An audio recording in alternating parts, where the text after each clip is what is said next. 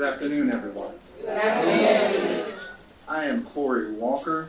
I'm the Dean of the Wake Forest University School of Divinity and the Wake Forest Professor of the Humanities, and it is a delight to welcome you to today's 2023 Bryan Prophetic Speakers Lecture Series.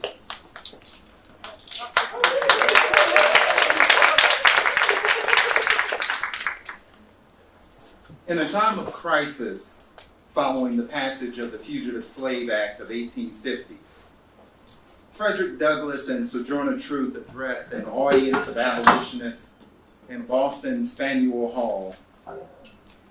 In prosecuting his case against the United States, Douglass argued that American democracy suffers from an acute inability to deal justly and equitably with African Americans. Douglass not only questioned the terms and conditions of the political order of the nation, but he also went on to interrogate the very possibility of the United States to ever repent and atone for its sins. In his speech, Douglass enacts a strategic shift from the political language germane to liberal democratic discourse to a theological language that sought to register the absolute bankruptcy of the political order and that challenged the very order of things. This shift not only served to validate his authority, but also to legitimate his critique of American politics and the American democratic order. For Douglass, the lessons learned from the history of the United States up to that point and the crisis that confronted the nation that would eventually end in a bloody civil war forced him to confront the issue with efficacy and with the possibility of issuing a substantive critique. With a stunned and silenced crowd looking on, Sojourner Truth posed a most prescient question. The question that she posed to Frederick Douglass was, Frederick, is God dead?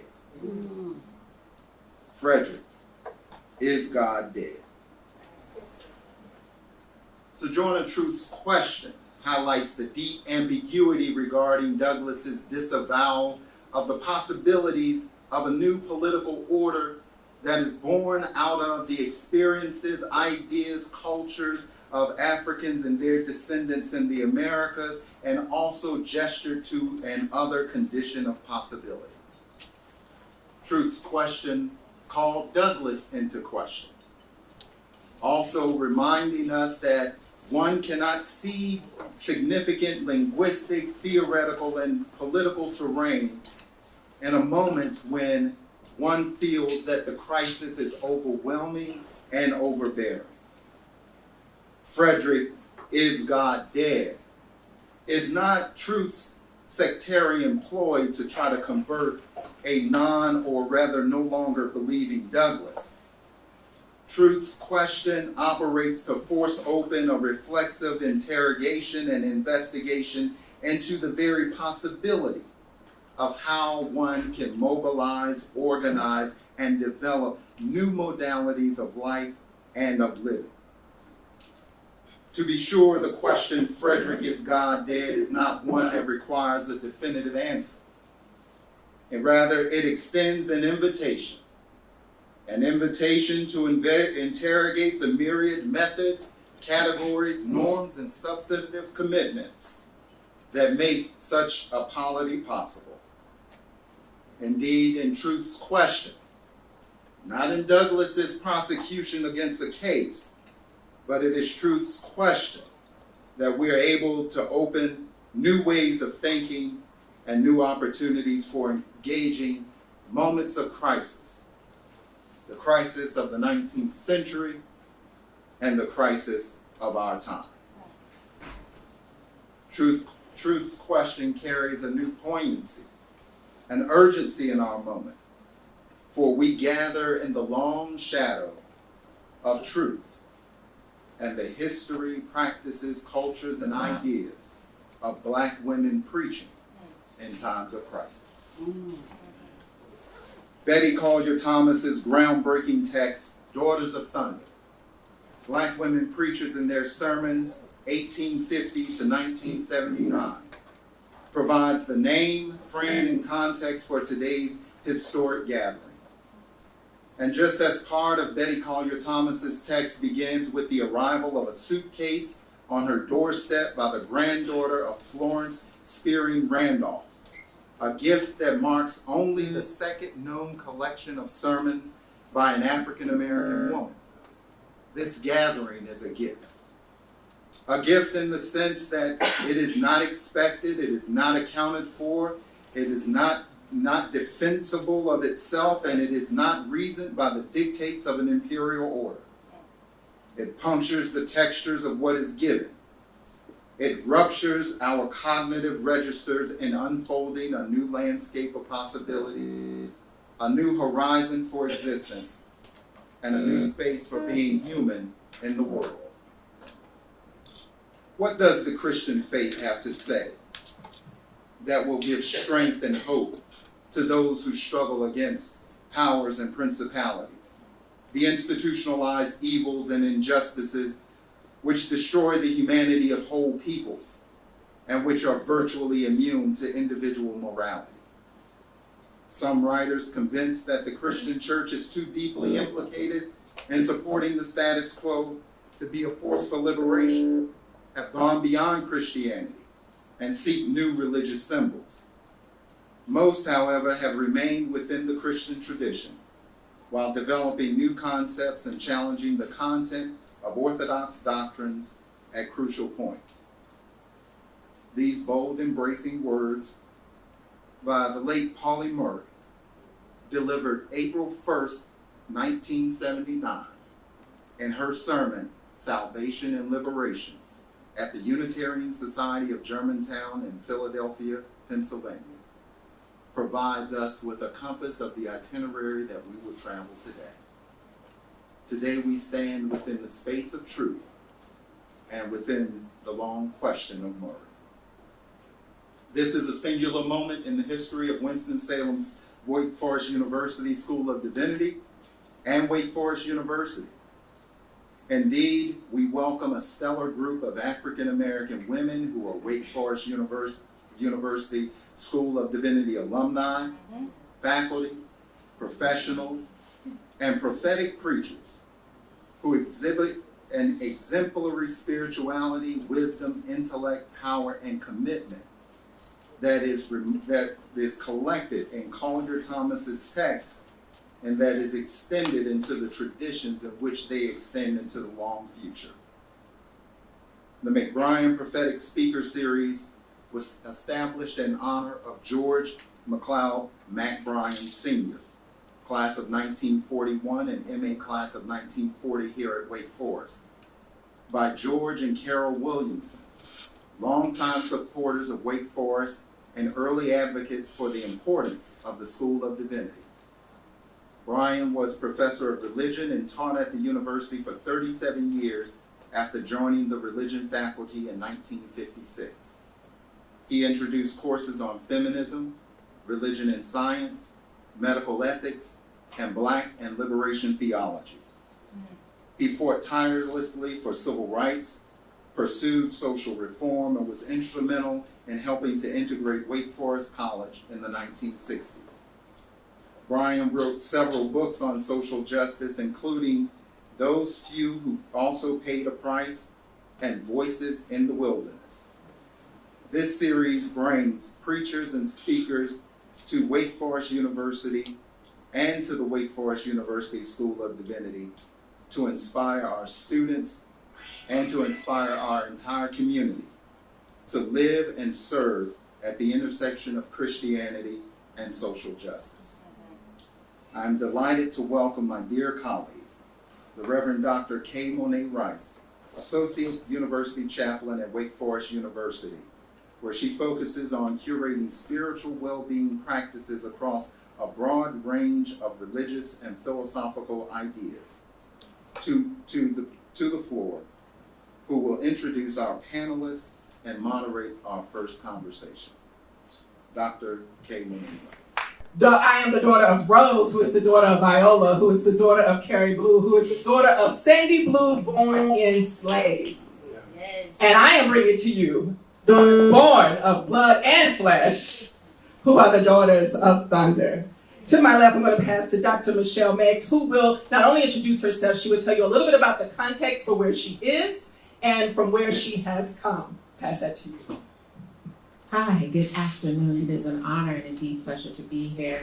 I will introduce myself just to tell you who I am. I be Michelle. I be the daughter of Roberta and Nerlene. I also am the granddaughter of Marjorie. I am the daughter of those from Barbados. I am the daughter of those born in Rankin, Mississippi. I am the daughter of those who chose to survive enslavement. I am the daughters who chose to survive on the plantation. I am the daughter of those who chose to survive abuse. I am the daughter of those who chose to survive exploitation. I am the daughter of those who said, run, girl, run, and keep going until you see what the end will be. I am the daughter of women who continue to guide, who continue to drive.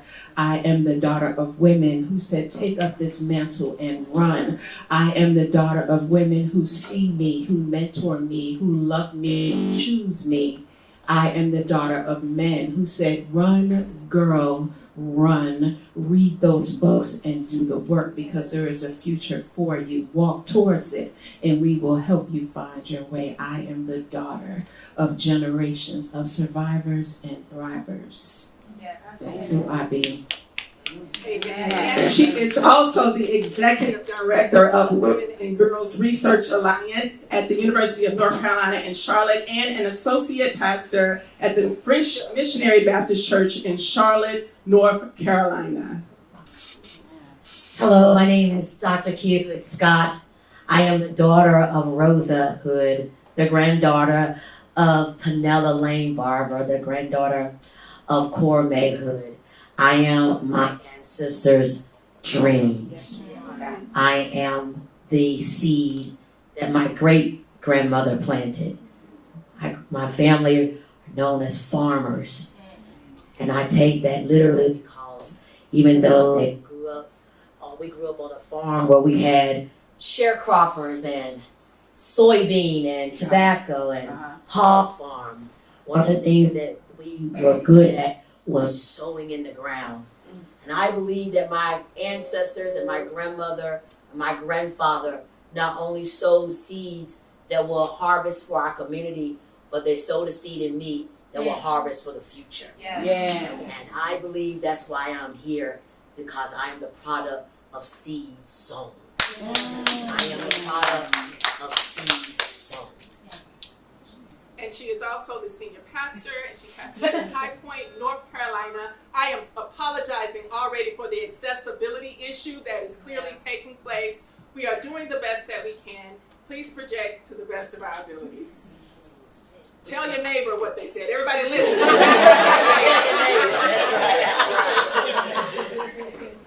Good morning, good morning. I'm Racquel, and I'm hoping I can do this lineage okay.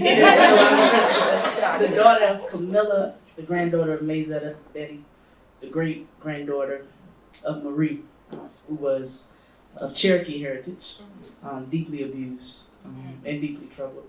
I also these days would say I'm probably the daughter of St. Pauli, who I draw a lot of lineage from.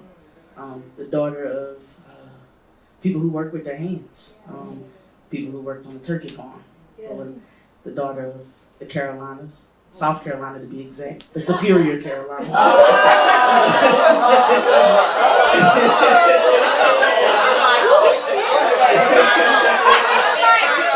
Thank you. I got some. And I also,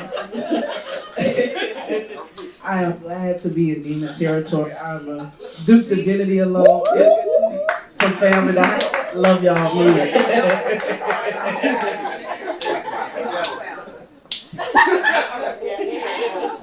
And Reverend Gill is also fully employed at Duke University. Come on.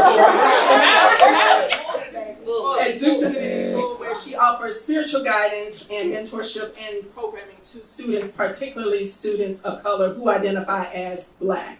I'm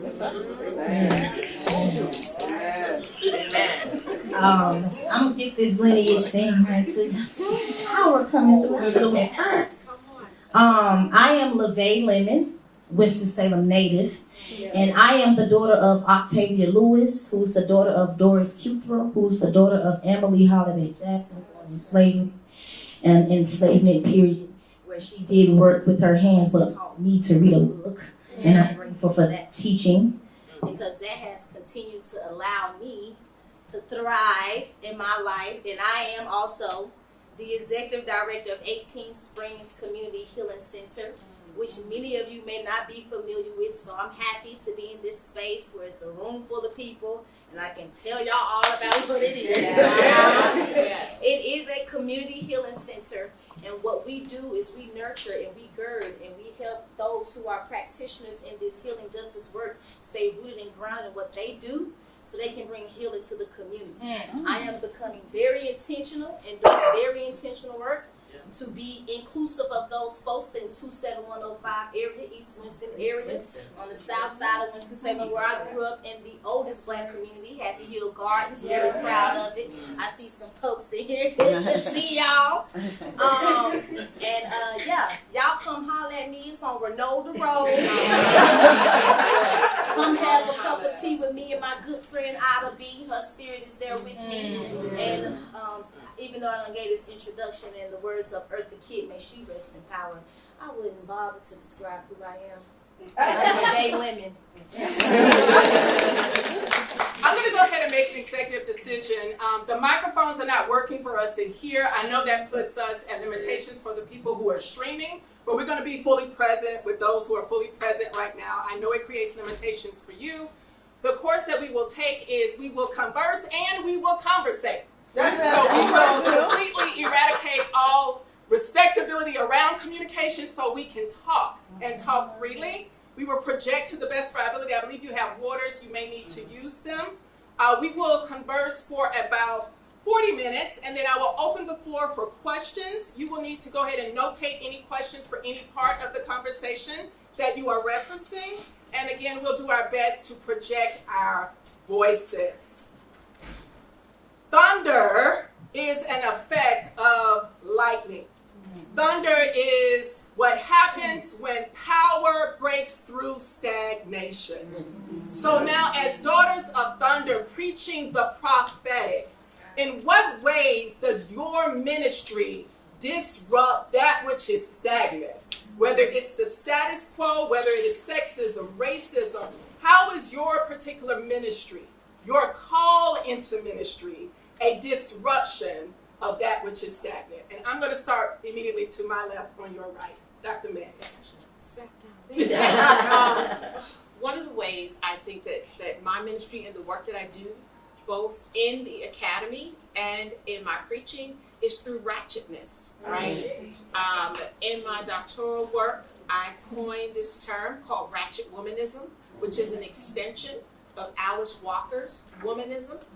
And it comes out of this need for Black women who are often dismissed, silenced, and invisibilized, to take the ways in which Black women who look different, sound different, move different, are heard, seen, and listened to, where their experiences are acknowledged, and that all of the ways in which the negative connotations about Black womanhood are seen are flipped on its head, and we view them as strengths. Black women are always asked to diminish, to silence, to not say what it is that they feel because it's read as negative, right? And that comes out of plantation mentality, right? But the ways in which Black women's strengths show up is very problematic. That's not our problem. Those are narratives that are read onto our bodies.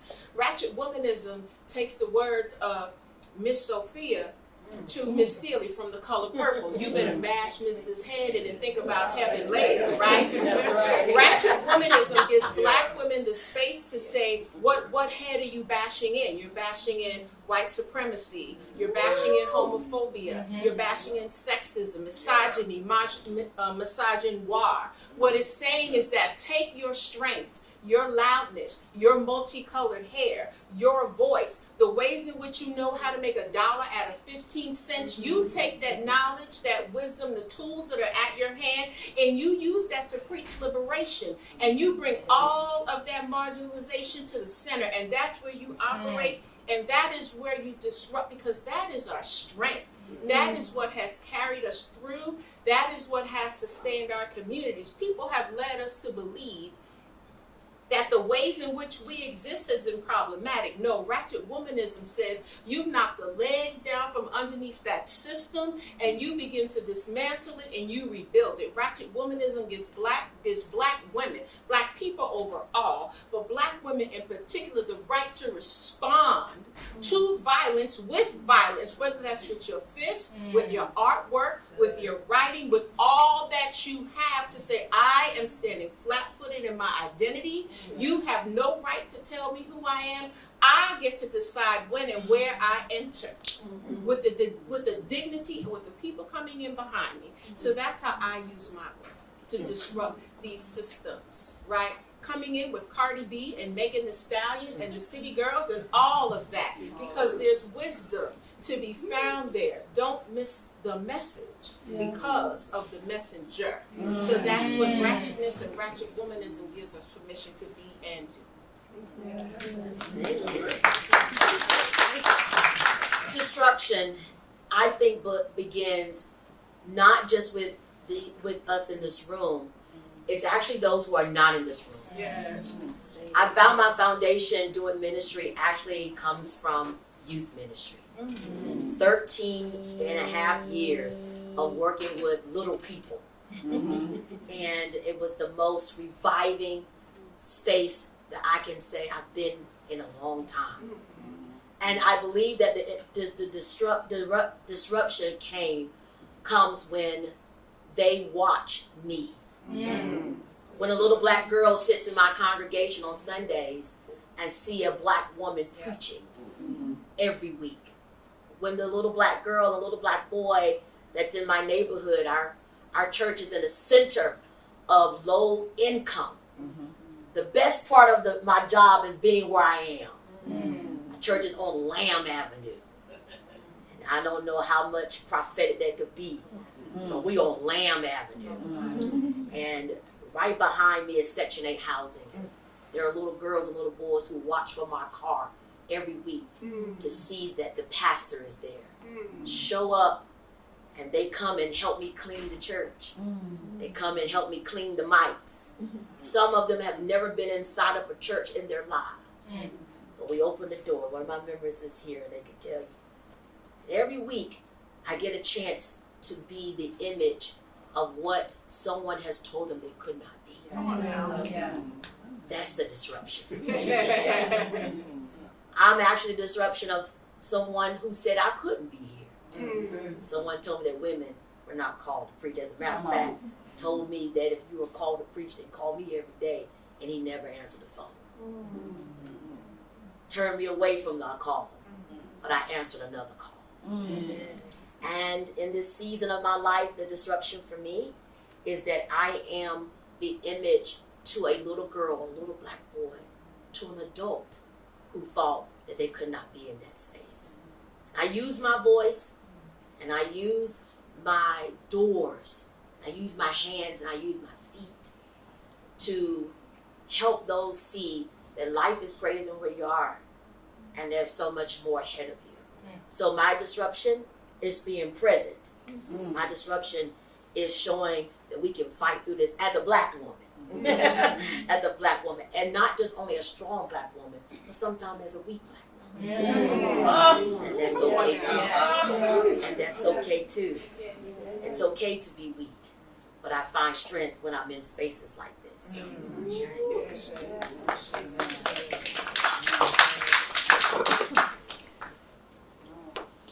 I think when we talk about stagnation or this idea of disruption, like Kia said, I was a child preacher in South Carolina, Winsboro, South Carolina, and kind of remembered my mother was doing my hair in the kitchen, like black women do, right? And I was critiquing the sermon I had heard before, and kind of, I was, you know, if I would have did it like this, I would have moved like that, and she was just kind of listening, and then all of a sudden she kind of pulled my head back, like, she's like, "You think you're supposed to be doing that?" But when I was like, I don't know, like that, and I kind of thought about it some more. They came back to it, and I said, I think I do.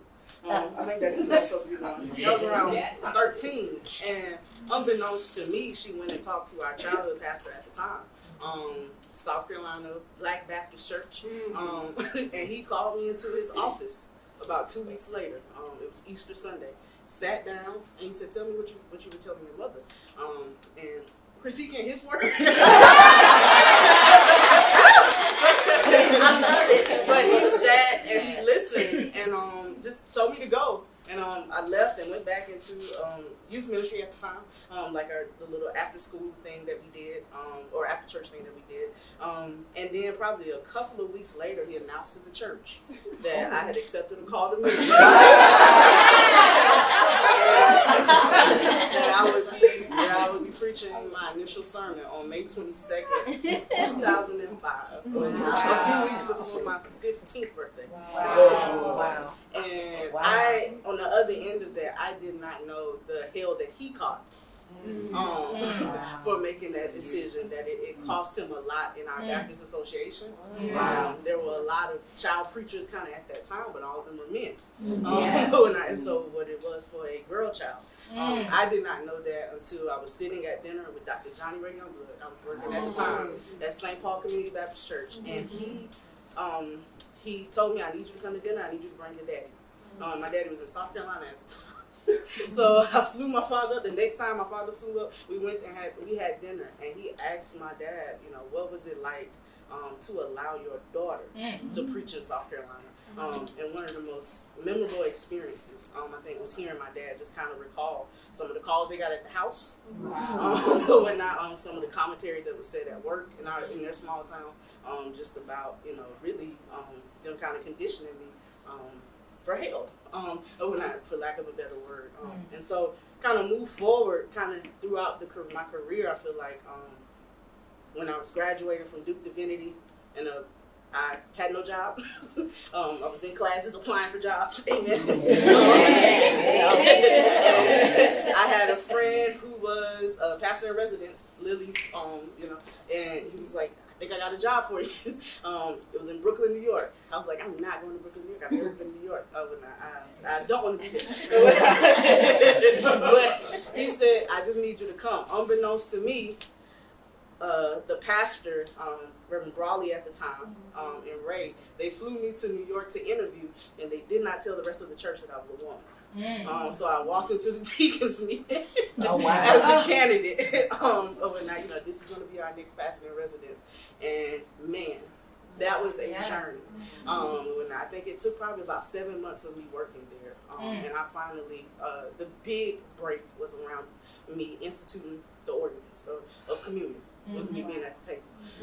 And there were a few, I might be in two, there were a few folks of Caribbean descent who kind of had a much more conservative framework, and they just wouldn't allow for that.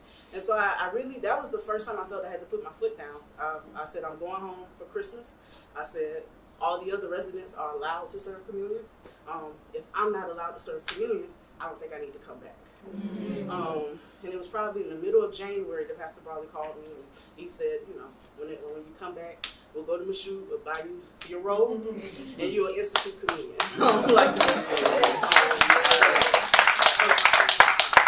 And so I think in many ways it's really kind of just showing up and just being. I think I've always had a kind of naivete, well, if everyone else can do it, why can't I?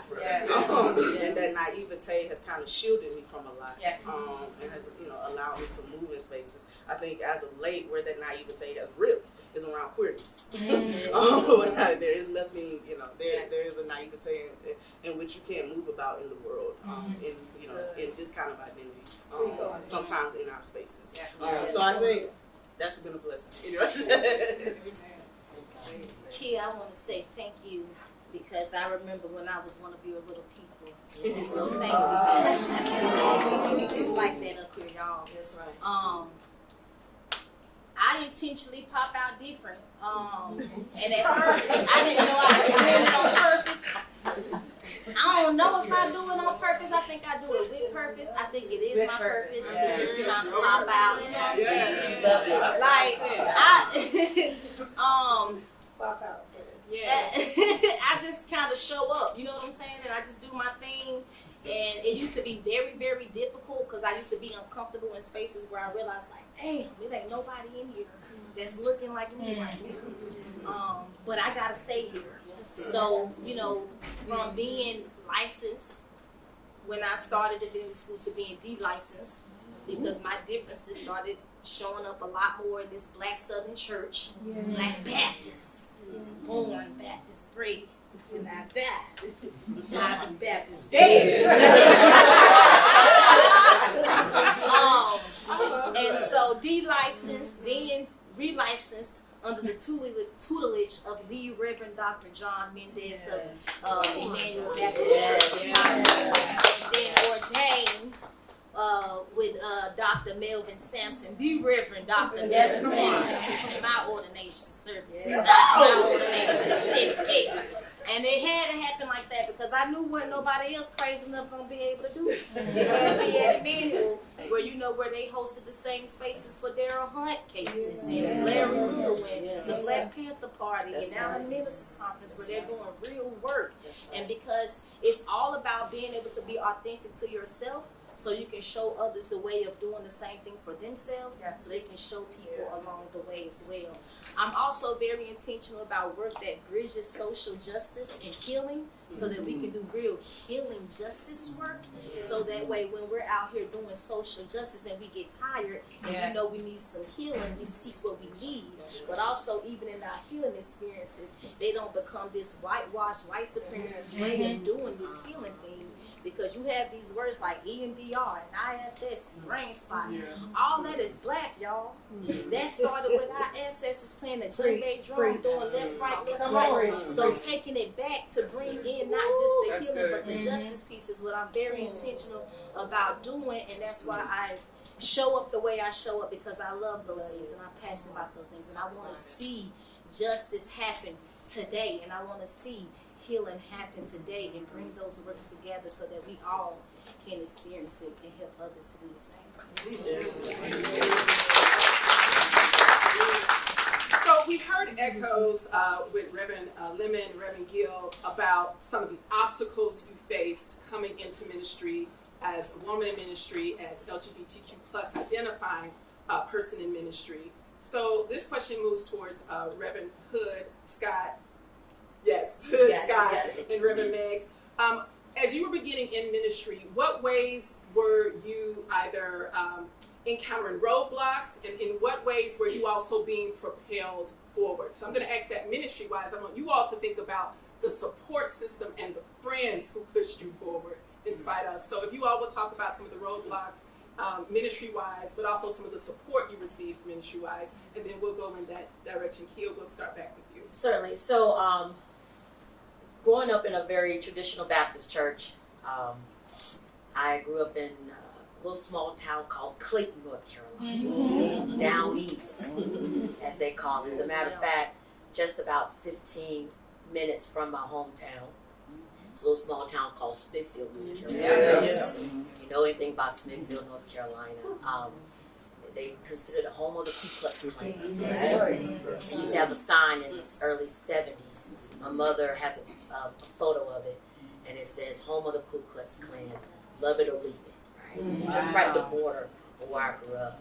So we deal with this concept of not just being a woman, but being a black woman in a very small town, the beauty about that is that there were many women in the town, in the area, that preached. They may not have had the platform like the men, but they preached. As a matter of fact, my cousin was the pastor of the Burning Bush Pentecostal Holiness Church in Smithville, North Carolina, the Apostle Vera Stevens. And she was the pastor of that church. And they were known for having good church and long church. Good church and long church. You come for a good time and a long time. And it was those images like her.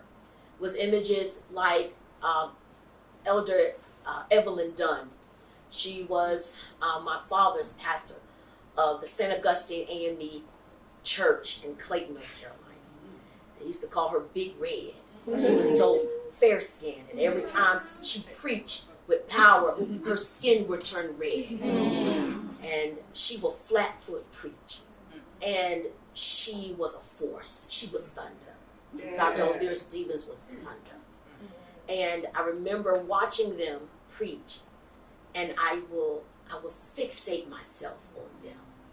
Because in the context I was in, I didn't see that in my little Baptist church. Didn't really see that. These women were leading voices. And I remember saying to my mother, I think I can do that. Didn't know what it was at the time, but it was that. That's what I said, I think I can do that.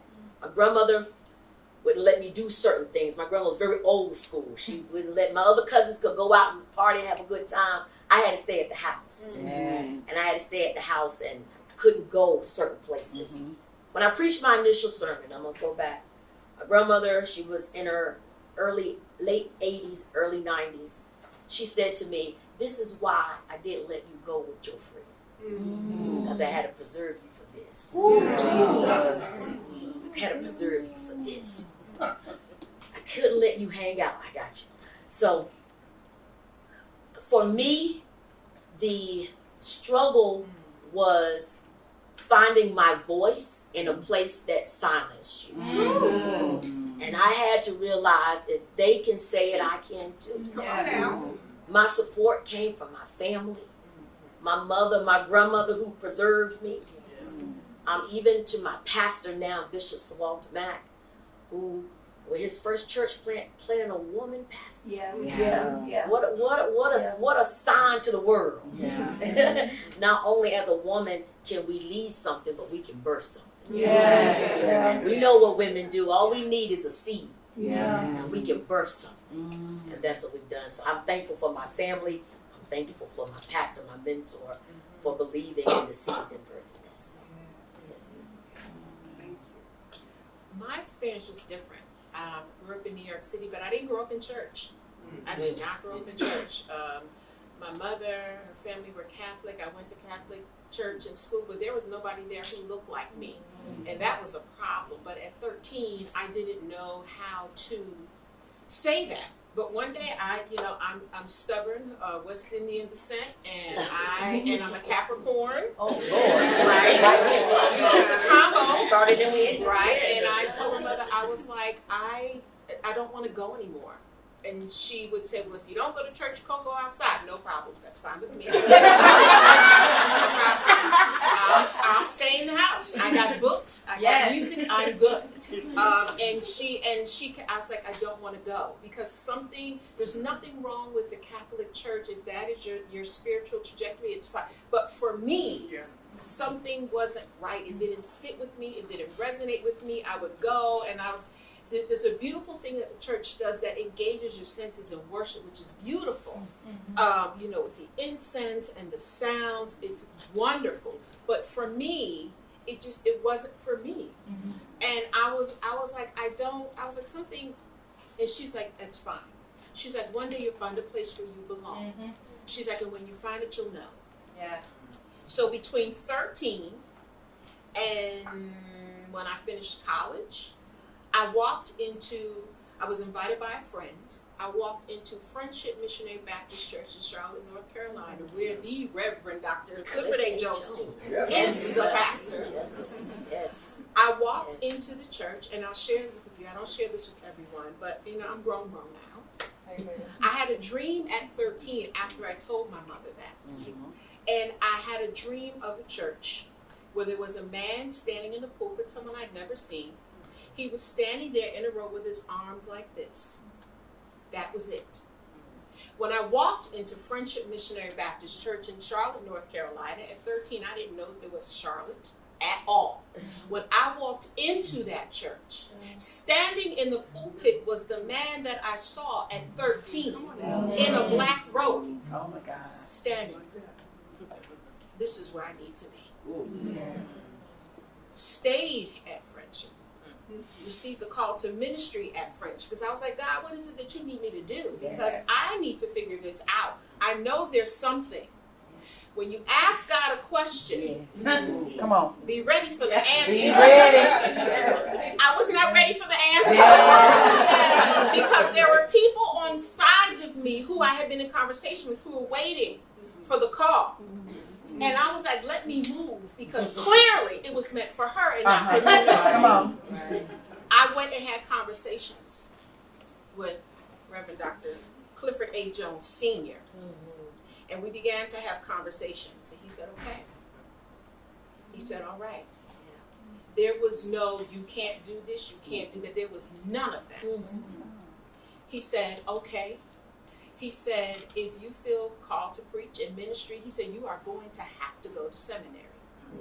He said, because there are plenty of jack-leg preachers out here with no education and preaching in churches that don't know what they're talking about. He said, you are going to have to go to seminary.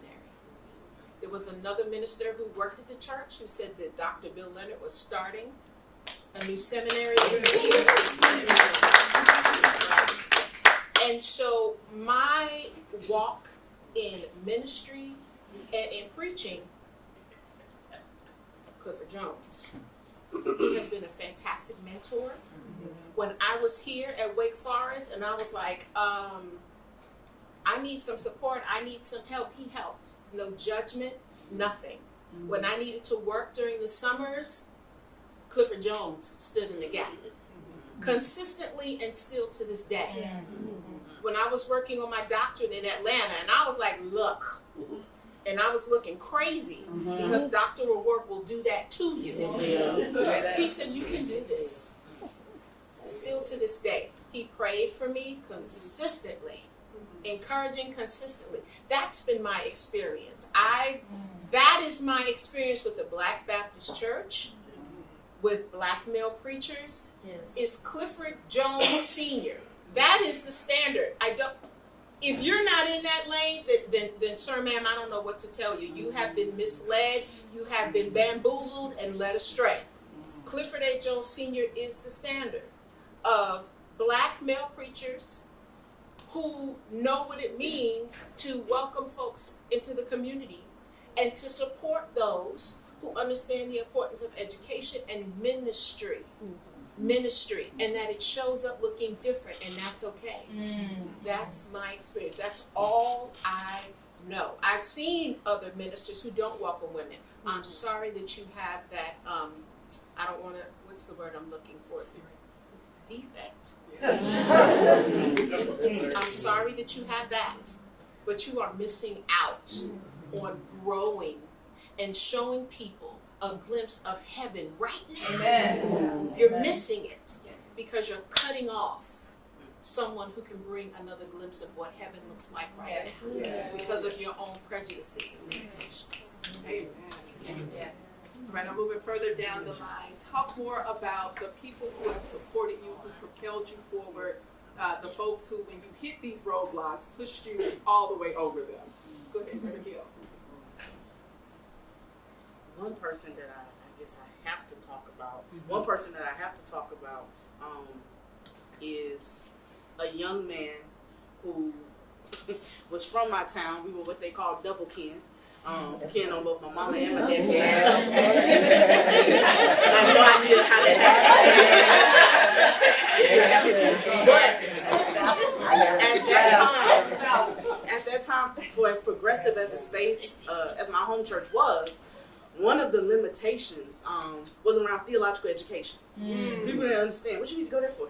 When I saw my pastor, he was very much like, go do something in history, go teach English, or whatnot. But I can teach you what you need to know about preaching, or whatnot, kind of thing, or whatnot. And looking back on it, right, one of his limitations was really, seeing women as preachers but not as pastors. That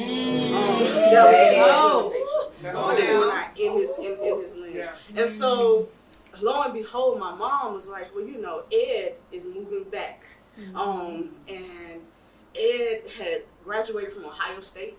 He moved back to our hometown, and he kind of took to me because I like to read. And so he and I would go to this restaurant called the Lizard's Thicket, and every month Ed would give me books to read. And then Ed said he was going to Duke Divinity School, and I had no idea that was a thing. I had no idea that preachers went and got master's degrees where you could read the kind of stuff that he was already showing. Howard Thurman, Dietrich Bonhoeffer, this was stuff he was giving me in our little town not to read. And so he went to Duke Divinity School and got sick at Duke Divinity School, developed a rare cancer around the heart. And so he and I would still converse, and kind of while he was going through chemotherapy, he and I would still talk and would still chat. And when I got to the end of college, he said, Gill, I really think you need to apply to Duke. And I kind of just applied out of a promise to him as a friend. And he got one of his best friends, Reverend Ernest Brooks, to walk me through the application. He called the admissions counselor. I had no idea that Ed was in hospice care while he was doing all of this. And so went to Duke Divinity really as a promise to a dying friend. But the last text message probably that I got from Ed was, we used to joke about this all the time, was, Gill, when you come into your kingdom, remember me. And so there was something apparently that he saw about me that knew I needed to be in that space. So now to actually be working at Duke University Chaplain, it blows my mind because Ed planted that seed because I had no idea, right, that was even something that happened. So thank you, Ed.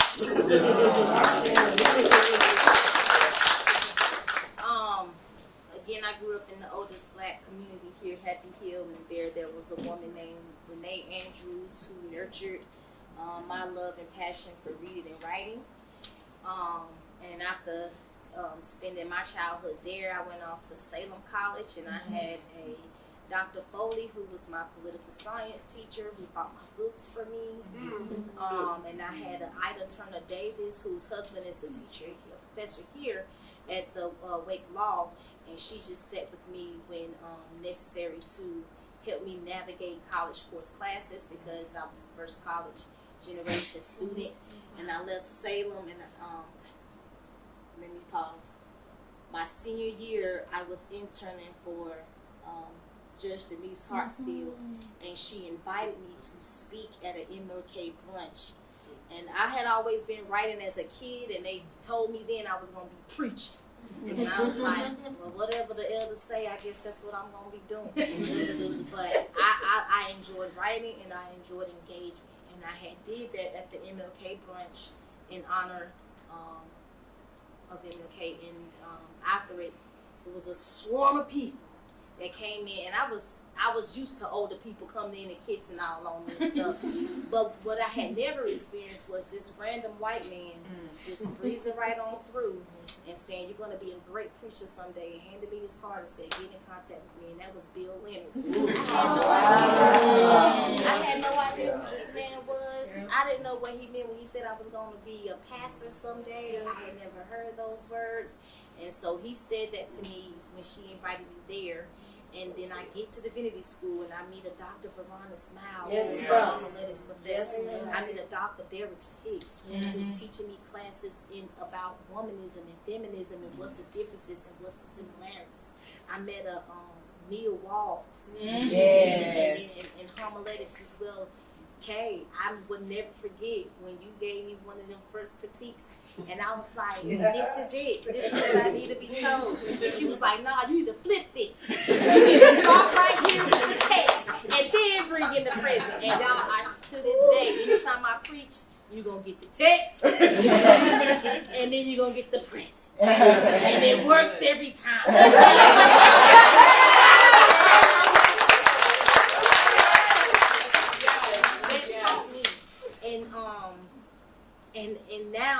in the work I'm in now, I'm not even going to try and list all of these different Black women and Black-led organizations that's just really nurturing me and keeping me grounded in what I'm doing, from the Dr. Sampsons to Misha's, who's here, Dr. Ellis, who is here, Kenneth, who is here, Mia, who is here, like all these beautiful Black people that's just rallying around me in this work. From I don't know if you know these organizations, but I gotta call them Our Opportunity to Love and Heal, Action for Equity, Read, Write, Spell, who is now Love Literacy, and CTRC and Cross Lawrence, the community. Like, it's just all these different organizations that's doing community work that's continuing to push me in this work. And I cannot forget my classmates who held me down when I was here, and held me down when I, cause they all came to when I first got licensed. And y'all, they was all wearing all black. It was wild, but I loved it.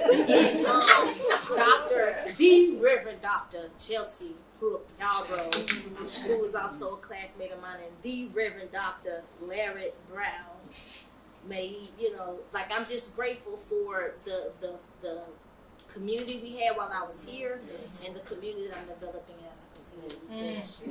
Amen. You all are all evidence of the importance of a good theological education. So this is more of a creative question. No order. Pop it out as you're ready. You have the ears of faculty and staff and curriculum makers in the room. Now that you know you got to carry the thunder, I want you to look back to what courses, what teaching, what lectures, what did you need when you were a student of divinity? What would have been helpful for you in your current ministry had you got it then? Calm down, audience. Calm down. It's coming. I'll start. So, first of all, I'm very grateful, and I think those of us who went to Wake, we're very grateful for a founder of the school. Bill Leonard was exceptional, right? He's a walking genius, if you ask me, right? I'm thankful for Gill. She was tremendous in my journey. I used to go in her office and cry a lot. I'm thankful for her. Diane Lipson was the New Testament professor here at the time. And I never forget walking to her, got called to her office, which was in the tower. And Dr. Melba, I remember her telling me, if you don't speak up in class, I don't know how well you're going to do here, because you have a voice. You need to talk in class. I used to get my little corner, get to class, go out the door. Right? But if I had to, all of those professors were tremendous in their work and what they did. But I would say, I don't know if I was prepared for being a Black woman in this space, right? I wasn't prepared in a space where I was accepted. When I left the door, I had to deal with another type of reality, right? Yeah. I had to deal with rejection. I had to deal with applying for churches, and the reason why they didn't want me is because I was a woman. Can I add another layer? A woman that wasn't married. How many times did I get that from the search committee? Got that back from the search committee, Dr. Hines, that they didn't want me because I wasn't married and I wasn't a man. But they will call men who had half the education, half the experience, and I even. I'm going to keep the church name very confidential, but I even had them call me back and say, well, will you reapply? And I told them no, because I am no 1 second. I'm no 1 second. I'm no 1 second. If you didn't value me the first time, I'm no 1 second. No, you would not get me. No. And I think the school didn't prepare me for that, because I was in a welcoming space. I was in a space that saw me, and I mentioned those names because those individuals saw me and saw the potential in me, even when I didn't see it in myself. Because when I came here, I cried about every other day. my bishop said, you were in seminary, not Sunday school. Right? He said, this is not Sunday school. But it didn't prepare me for that. So if I had to say something, or we can add to the curriculum, help prepare us for that. Yeah. Help us mentally. And it does something to your psyche, right? You're told, go get the education, do what you're supposed to do. The doors were open. But not for me, right? Not for me. That door didn't open for me. As a matter of fact, that's one of the things I appreciate about my spiritual father, Bishop Mack. He said, if they won't open a door for you, we'll create a door. Yes. And that's what he did. He created a door. And I appreciate that. But it didn't prepare me for a space. I left those doors knowing, what am I fighting out here? These folks are actually lost their mind, right? They're crazy. That's, I'm here. I've done the study. I've done the preparation.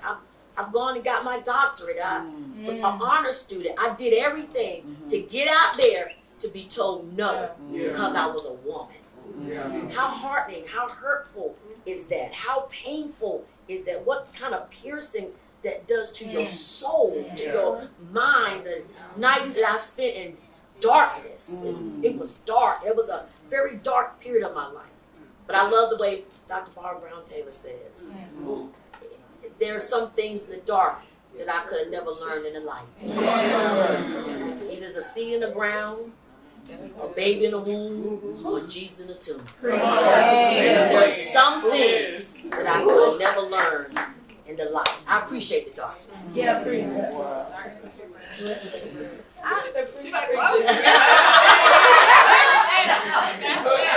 Thank you, Verona Smiles, for teaching me how to land the plane. You taught me how to land the plane. I wanna say that too, with being a woman in ministry, also being Black woman and LGBTQ. What I was not prepared for was coming out being Black woman and LGBTQ was Black people who are like trying to get me to choose to be Black over being LGBTQ, as if it's not all within me. I am having a constant battle at trying to get all people to understand that I'm not choosing. I wasn't born that way. I was born Black and woman and LGBTQ. And I'm going to show up all the way. And it don't matter where I'm at. I don't care if I'm at your Black Baptist church, your White Baptist church, your Southern, Northern, Western church. When I come and preach in your pulpit, I'm bringing in all of that social justice work that has to be done for Black, for woman, for LGBTQ, for all of these things, because I'm like, it has to be done. And that is the work, that is the study I believe needs to be taught. In divinity school, there needs to be a very intentional practice on intersectionality and what it means to exist with all your parts in the world we living in today, and how incredible a life you can live when you don't choose. Right? And when you don't require of other people to choose, but you allow people to show up fully, and you do that by showing up fully yourself. Love it.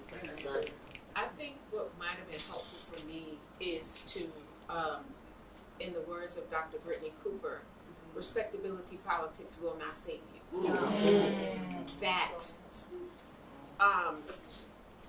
That it won't save us. To be a follower of the Christ, for me, the Jesus that I follow is the Jesus that turned over the tables in the temple and beat the money changers out. That's the Jesus I follow. The Jesus who fed the 5,000, right?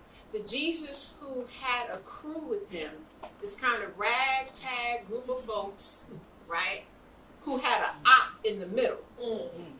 And also had somebody who was like, look, I'm 10 toes down with you, who pulled out a sword and cut off the ear. And Jesus was like, we're not doing that today. Right? Because you need that, right? Respectability politics will not save you. And that you cannot change the world if you're not going to open your mouth. That's right. You cannot change the world if you're not going to move. Movements are going to require all kinds of folks. That is what the ministry of Jesus is telling us.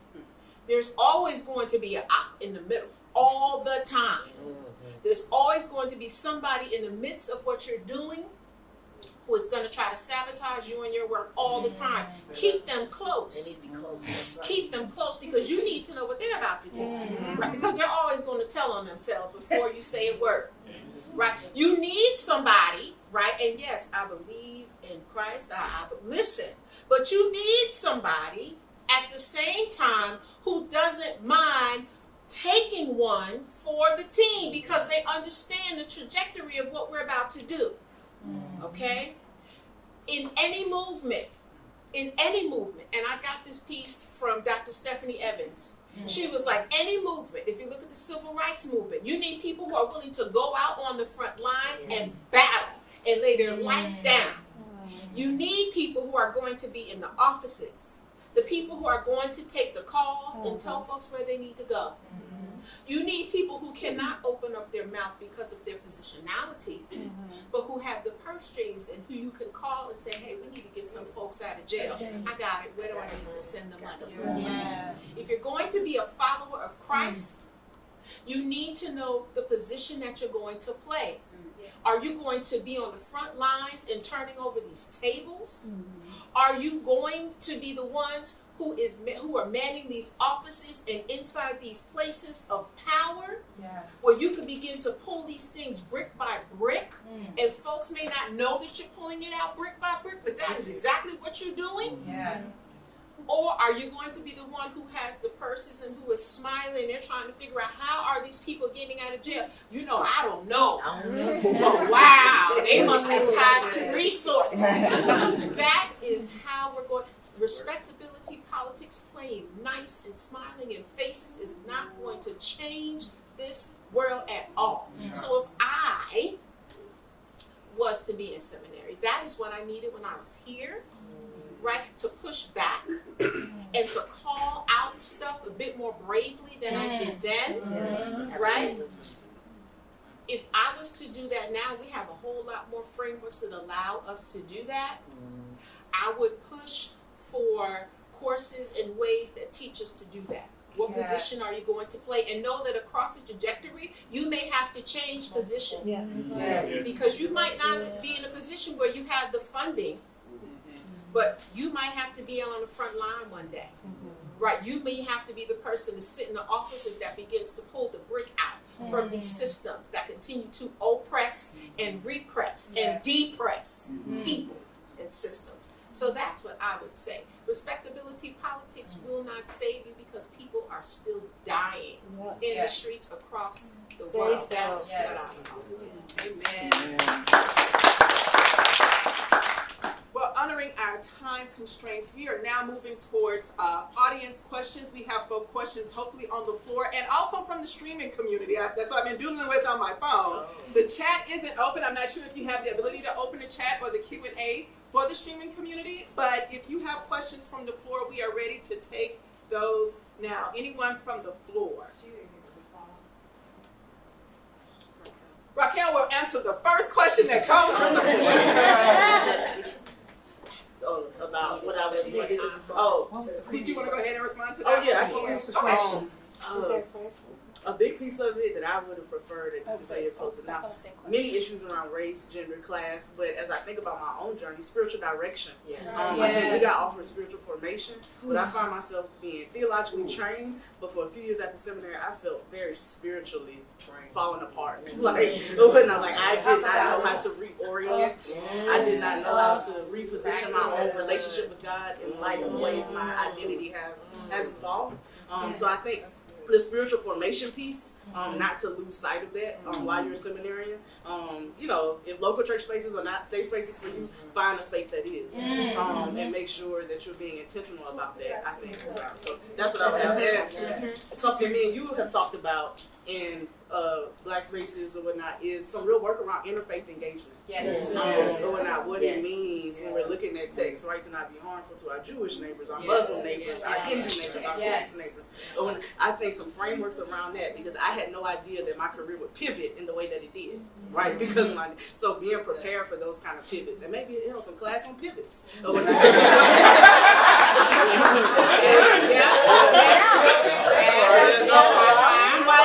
might think pastoring is the is the trajectory or whatnot. It may not be or whatnot. So how to use some of these skills and make them transferable for the marketplace and for other spaces, I think would be some really good I'm glad we didn't miss that. Now we're open to the floor. Any questions from the floor? Oh, I see a hand up there. I had to write it down. So my question is, when you're the thunder, all they'll call you is a storm. So how do you care for yourself in this word? Yes. Did y'all hear that? Yes. I'm gonna say it again. When you are the thunder, everyone will problematize you and call you the storm. How do you care for yourselves in this word? I went on a chakra journey. I started at the root and went up to the crown. Now I'm on a 12 chakra journey. So I'm gonna start with the earth and come all the way up to the 12th one. And it's a very intentional practice that says it's okay to mess up. Yes. So when somebody calls you the storm, when you the thunder, it's okay because they messed up or maybe you made a mistake. Also, it's helped me to learn how to be peace in chaos. And to just be so in tune with myself that I'm able to still be connected to folks who may not be as in tune with themselves and show them how to get there. So with going on a chakra journey, I did some yoga practices, which I learned that, it's people who started yoga, they look like me, they black with locks, y'all. Same thing with Reiki. I did some Reiki training. I'm getting ready to head to Reiki too with this beautiful black brother named Delvin Jessup. Look him up, y'all. I also have been doing some Tai Chi as well with the Masako K. And so I've just been very intentional about doing what we know is healing practices.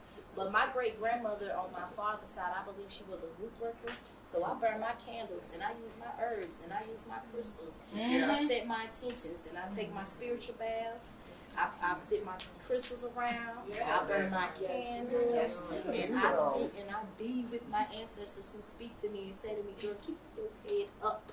Don't you let it fall. And when you do, just know that we still hold it. And so it's the thing that I do most is just be intentional about what I am doing in my free time. I go to therapy. In a world where we were taught in my house, well, go on our house, stay in our house, you don't tell people your business. But my mother was a mental health nurse, is a mental health nurse, and has been a mental health nurse for 43 years. And she encouraged me to go seek help. Especially in that time of transition when I was trying to figure out where I needed to go and where God was calling me. And like I said, it was a very dark place and I was crying. And I have a very supportive husband. I have a great spouse. And those who are married, it's good when you have a spouse that backs you. Not just backs you, but is in front of you too. Because sometimes you don't just fall backwards, you can fall forward. And so I'm grateful that I have a spouse. But my self-care was going to therapy. My self-care in my therapy, I realized that it's okay to be a storm. That means people hear you. They hear you. And it's okay to make noise. It's okay to be different. It's okay for you not to fit every space. Every space is not for you. It's okay for people not to celebrate you. You have to celebrate yourself. And so in my self-care, in being the thunder, I go to therapy. I talk it out. I cry it out. Sometimes in my therapy sessions, she says nothing, I say nothing. We just sit for a whole hour in silence, but it's a loud silence, right? And she feels me, I feel her, and she asked the question, "Are we done today?" And I say, sometimes I'll say, "I'm not sure." She'll say, "Sit a little longer until you're done." And it's therapy for me, and it's been in a space that allows me to be free with thoughts that I can't say out loud to people, right? Because if I say it out loud, people go like, "Oh, something's off," right? But I can be in that space and say what I'm feeling, and she helps me get back on track or where I need to be.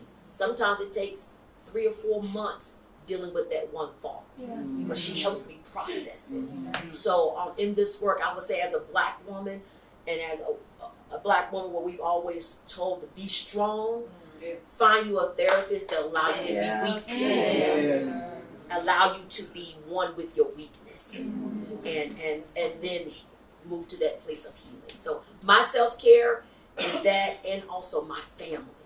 I have a strong family. I have a tremendous family. I love my family, and they are my backbone. They have me, my husband, my I don't call my in-laws, I call my in-loves. All right, my in-loves and my family.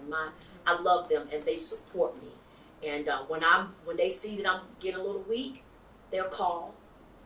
They'll show up, you know, and I appreciate that. So for me, that's the self-care. It's about also people knowing that you need to care for yourself, and people that'll push you that way. So I'm still figuring out what that looks like for me. I absolutely co-sign on there. Self-care was not modeled. I come from a line of women who just do and do and do and do and do. But I've been saying to myself, with the help of my sister and mentor and friend, the one and only Dr. Julia Jordan Zachary, who has saved my life on more than one occasion, I have been saying to myself, this world will absolutely not Fannie Lou Hamer me. You will not send me to my grave early because of all of the stressors. You will not Fannie Lou Hamer me, right? I'm still figuring out what that looks like for me. I do not know. Self-care was not modeled, right? And so what does it look like to tap into and reach out to other Black women who do that and ask the question? Because I don't know. Do I journal? Nah, I'm not going to do that. Right? Nah. Am I into yoga? I'll do it sometimes. I'm going to do it on a regular basis? No. Do I read? I am an absolute book hoarder. Right? Will I read books from time to time? Will I tap into a chapter? Yes. Do I exercise? Yes, I will walk. Do I take baths? Yes. Do I call on my spiritual priestess who is in Atlanta? Absolutely. But I still don't know what that looks like. Do I know that I need quiet spaces because my brain needs time to recharge and figure stuff out? Absolutely. But self-care was not modeled for me. So I have no idea what that looks like. But what I do know is that I need quiet. There are times when I need nobody talking to me. Don't ask me for anything. Don't seek me out. I can't give you anything. Don't ask. Leave me alone. I've been like that as a child. I would ignore my parents calling me because you've called me enough today. Leave me alone. And I'm still like that now. Right? So I'm clear that I've known, don't call me no more today. I'm done. Right? But I'm still figuring out, what does self-care look like for me? So I'm blessed to have women in my life who can call me like, girl, I have had enough today. Okay, well then let's go for a walk. Let's go. Whatever you're doing, stop. We're going to go for a walk. Because we're not going to lose you again. I keep saying to myself, this world will not Fannie Lou Hamer me. Yeah, I'll be fast, but Spirit kind of just hit me on the first part of your question of what it means to be called the storm. I mean, basically be called troublemakers. And I'll be honest, at 33, I have not reconciled that of what it means that in many spaces or whatnot, like, just by you being very vocal about your experiences, about what has happened. You know, I was, you know, extremely vocal. I was an immature storm, so sometimes I talked out of turn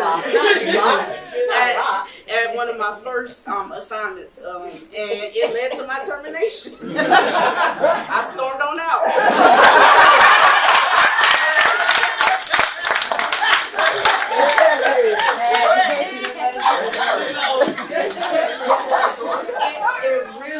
It really took me getting around Black clergy women. Yes. Who really made me feel affirmed. You know, there was a lot of correction, but that was the first time it's like, okay, I'm not the first one who would have had these kind of challenges. Courtney Clayton Jenkins flew from Cleveland, North Carolina to Burlington, North Carolina a few weeks after I had been terminated and sat with me and helped me come up with the plan forward. And said, you know, this is not going to cost you your ministry. It's not going to cost you your career. We're going to make sure that that doesn't happen. But I think in many ways, many of us are really wrestling with the implications of what happens when you speak out.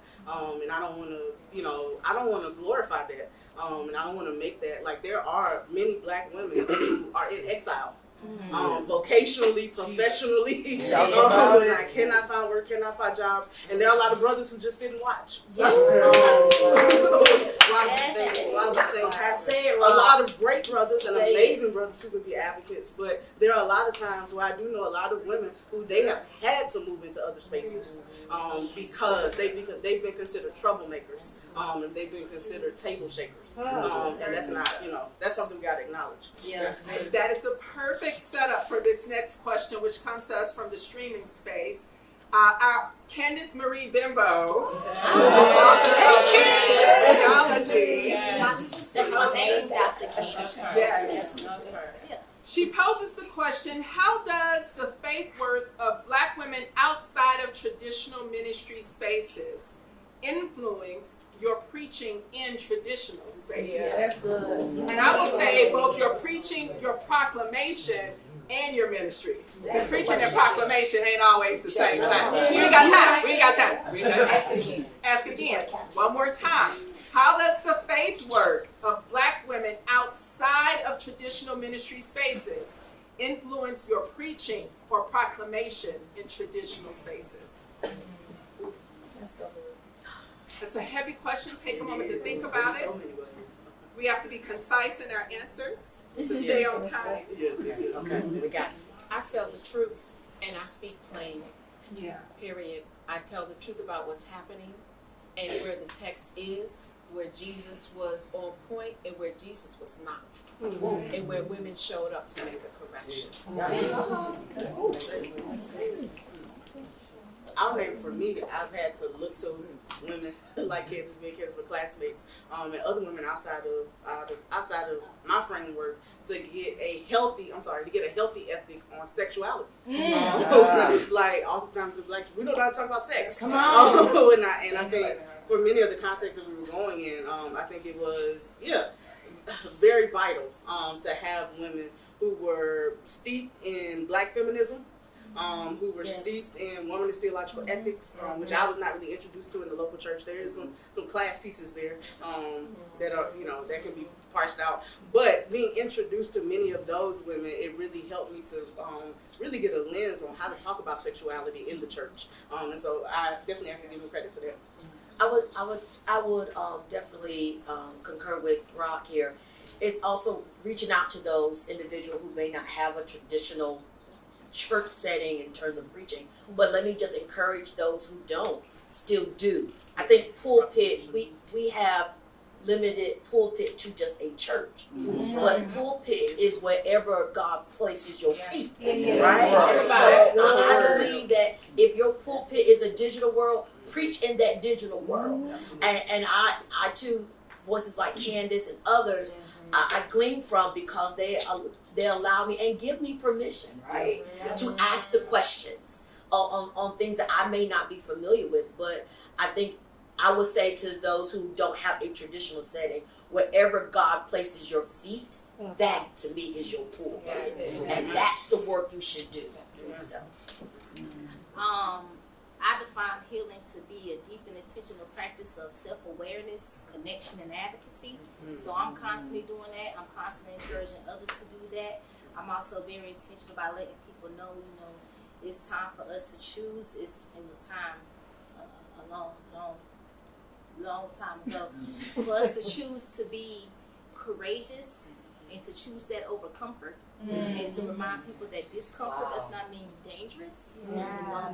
It does not mean you're unsafe. It just means that you're in a place of it's time to challenge and change. And with change there comes loss. And that's okay. So I'm constantly out here doing the work of like being in uncomfortable spaces. Not even long ago I had to see a child go through the trash can for food because there was a white woman gatekeeping the food in their neighborhood. And I had to be the one to go in the meeting the next day and cuss everybody out that had anything to do with that. Because I chose to be courageous instead of comfortable. Am I gonna be asked to leave that group? They hadn't asked yet. They still sending me emails, so we'll see. But constantly doing that work, being mentored by Peggy Weir, who is here, and I'm so happy to see her because she mentored me in doing that work. I had the privilege of having friends who are elders in the church and have blessed me with wisdom that I have used to do that work of not only being uncomfortable, but causing other people to be discomfortable. Causing other people to get a little shake. When somebody called me a storm, I'm all right, honestly. Because that means I did exactly what I came here to do, shake up some stuff. And so that's how it's been helping me, traditionally, non-traditionally. Amen. We still got a little time on the clock. Does somebody want to say some more? Okay, I got a hand right here. We'll go to you right here, Tara, and then we make it as brief as possible. We got about 2 minutes left. Okay. Go ahead with your question. So, forgive me if I get emotional. I'm full of emotion looking at me, right? And so my question is, this space, I'm a first-year student, graduate of class of 2026, and so this space allows for us to fall apart, right? It gives us permission to do a lot of inner work, a lot of introspection.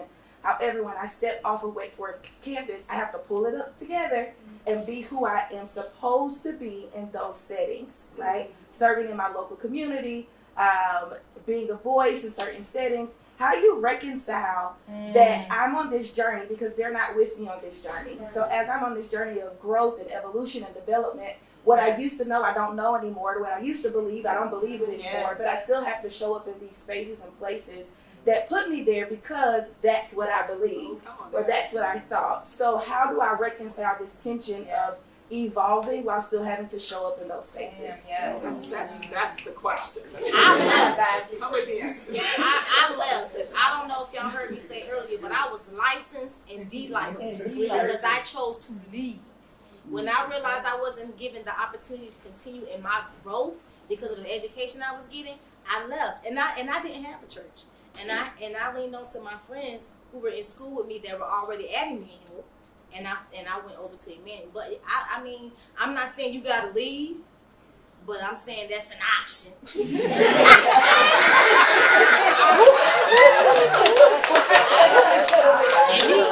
and the pastor took my license. I didn't even know this would be licensed.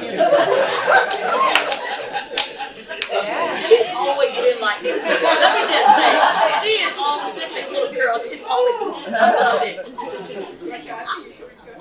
Yeah. Be strategic. I think.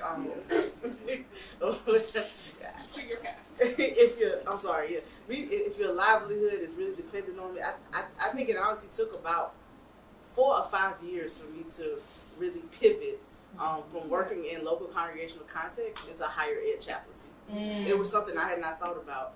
So a big piece of it is be very open. And not like start. And seminary is the perfect place where you can do that. Yes. You can try a little bit of everything. Yes. Don't try to, and I get it. Sometimes you want to have a clear trajectory because you're like, I got bills, my time is limited.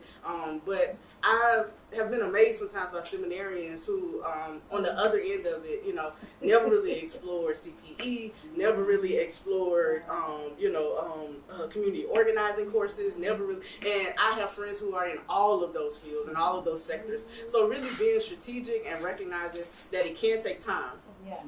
Allow it to take the time that it takes, to quote Howard Thurman. And then I would say, while it is taking the time that it takes, or not, find you some real spaces where you can care for self. Or not, the therapy, the spiritual direction, being in community, finding some cohorts. You got the Rise Collective through Union. You have these kinds of para spaces now, where Black women can often gather and be very vulnerable.